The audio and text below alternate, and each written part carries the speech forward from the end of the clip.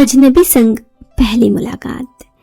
Hello दोस्तों, नमस्कार। एक नई और इंटरेस्टिंग सी कहानी के साथ मैं आज फिर से हाजिर हूँ और आज की ये कहानी काफ़ी इंटरेस्टिंग है। बात 31 की रात की है।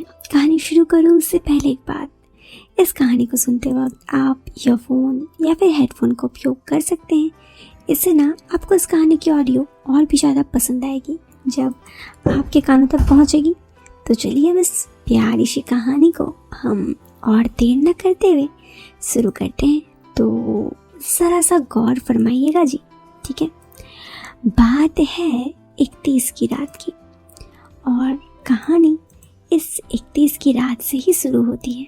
तो 31 दिसंबर की रात को 11 बजे मेरे नंबर पे एक टेस्ट आया।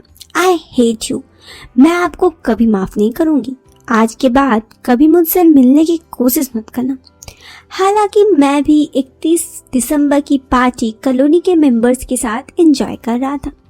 मैं खुद इस कश्मकश में था कि कौन सा नया सिलसिला बनकर खड़ा हो गया। शायद मेरी ऐसी कोई गर्लफ्रेंड या फिर किसी तकरार तो नहीं थी, तो इतनी रात को मुझसे मैसेज करके इतनी नाराज़गी दिखाए। मैंने मैसेज पढ़कर चुपचाप फ़ोन को जेब में रख दिया और दोस्तों के साथ एंजॉय करने लगा। इसी पार्टी में मेरे कॉलोनी के सभी लोग थे, बड़े बुजुर्ग, भाभियां, दोस्त। मैं इधर उधर देखने लगा कि शायद इसी भीड़ में से किसी का मैसेज भेजा हो जो मेरी तरफ देख रहा हो, लेकिन ऐसा कुछ नहीं था। देर रात पार्टी खत्म हुई, हम लोग अपने अपने घर चले गए, लेकिन फिर मुझे ना सारी रात नींद नहीं आई। सच में सुबह नहाने के बाद नाश्ता करके 11 बजे मैं अपने कमरे पर उस नंबर को कॉल किया। हेलो, कौन? उधर से ढूंढे गले से आवाज आई। शायद उसका गला बैठा था। कौन बोल रही हैं आप? लड़की। आपको किससे काम है? मैं। आपने रात को 11 बजे मेरे नंबर पर मैसेज किया था। लड़की लड़खड़ाई हुई आवाज में बोली, सॉरी, मैंने देखा नहीं, आपका नंबर पर सेंड हो गया। वो मैं अपने एक दोस्त को मैसेज भेज रही थी और गलती से आपके नंबर पर चला गया। मैं माफ़ी चाहती हूँ आपको परेशानी के लिए। मैं बनावटी वन से बोला।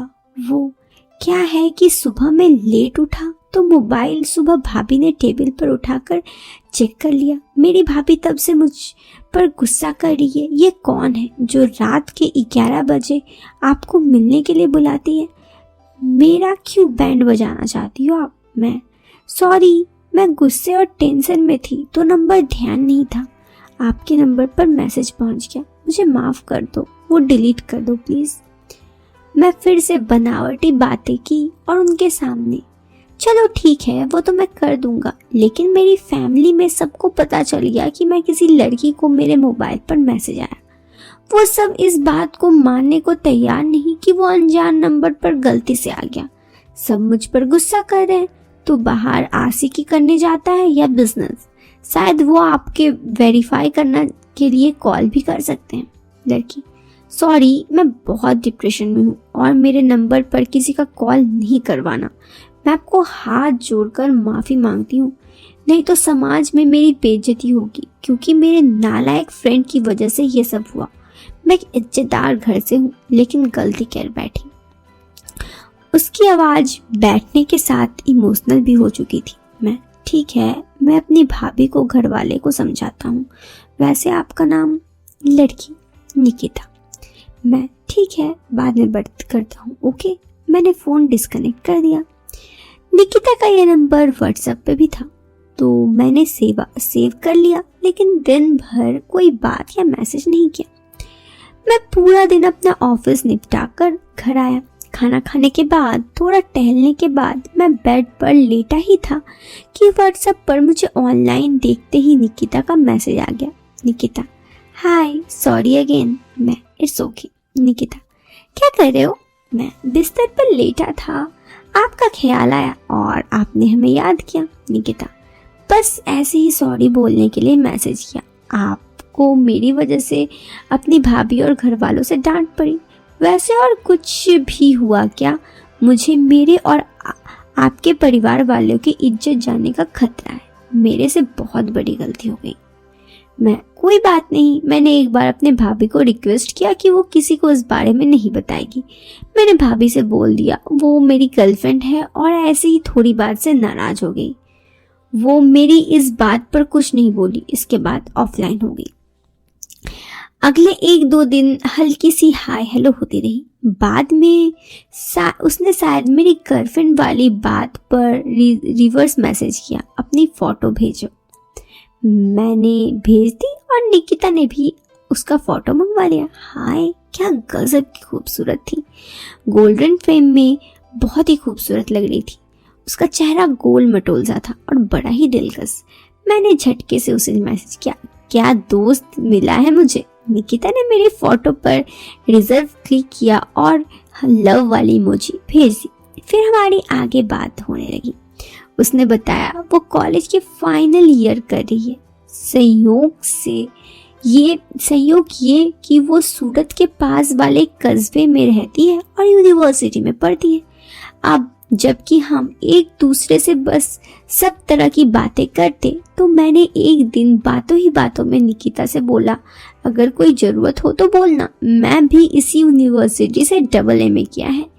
ये मैंने तब कहा जब उसका मोबाइल पर कॉल आया था।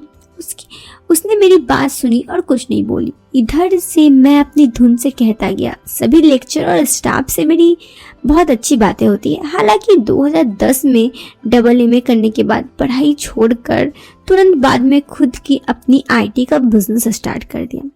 इतना सुनते ही फिर से कॉल के दौरान रोने से सकने लगी। मैंने बोला, ये कौन सी गलत बात हो गई या कोई भूल हो गई जो तुम इतनी परेशान हो गई।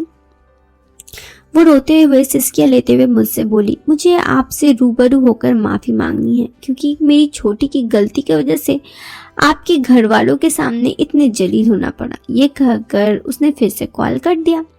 अगले दिन हमारी बातें हुई तो उसने बताया कि उसके पापा फॉरेस्ट डिपार्टमेंट में नौकरी करते हैं, मम्मी हाउसवाइफ है, उसका एक छोटा भाई है जो 10वीं में पढ़ाई करता है। दोनों भाई बहन स्कूटी पर एक साथ स्कूल जाते हैं। निकिता रास्ते में अपने भाई को छोड़कर खुद आगे यूनिवर्सिटी चल जाती है। फिर रात को निकिता मुझे व्हाट्सएप पर बात की और मिलने के लिए समय पूछने लगी।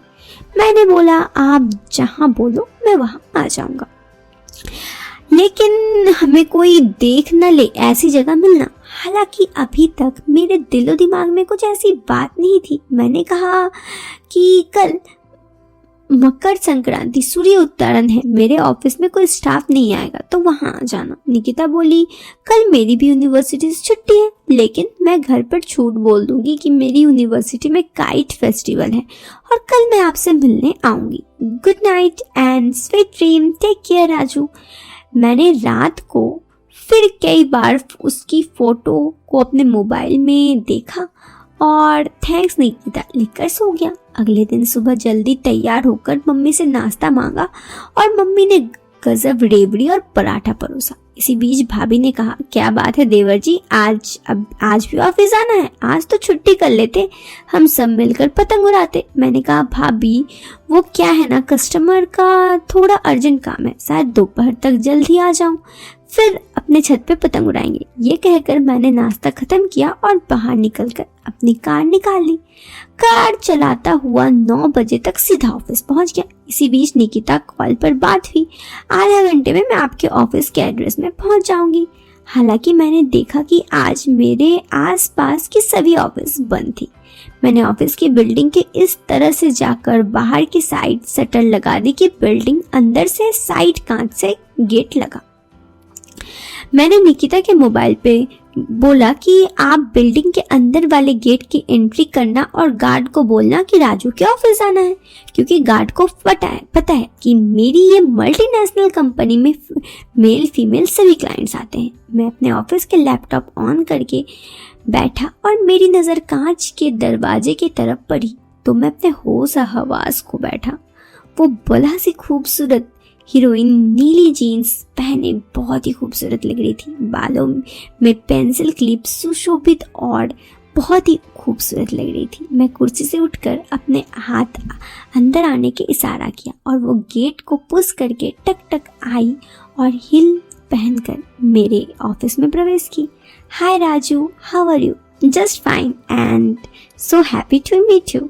निकिता ने अपने बैग साइड रखा और टेबल पर रखकर हाथ बढ़ाने लगी। मैंने उससे इधर उधर की बातें की और निकिता, आपका ऑफिस बहुत अच्छा बना है, आई लाइक इट। मैं, थैंक्स निकिता, ऑफिस विजिट करने वाले हमारे ऑफिस से कई गुना अच्छे होते हैं, उनको हम बहुत पसंद करते हैं। निकिता हंसने लगी और वो मेरे पास ही दूसरी कुर्सी में बैठ गई। मैंने बोला, निकिता आपसे मिलकर बहुत खुशी हुई, आप बहुत स्मार्ट हो। हालांकि मोबाइल की फोटो देखी, इससे भी कई गुना सुंदर हो आप। इसी बीच निकिता को देख कर मेरे दिलो दिमाग में एक गजब सी वाइब्रेशन होने लगी। दोस्तों आगे कहानी जारी है, वीडियो को लाइक करें, आगे की पार्ट सुनने के लिए कमेंट करें। मिलते हैं न्यू वीडियो के साथ, till then bye bye, take care, bye.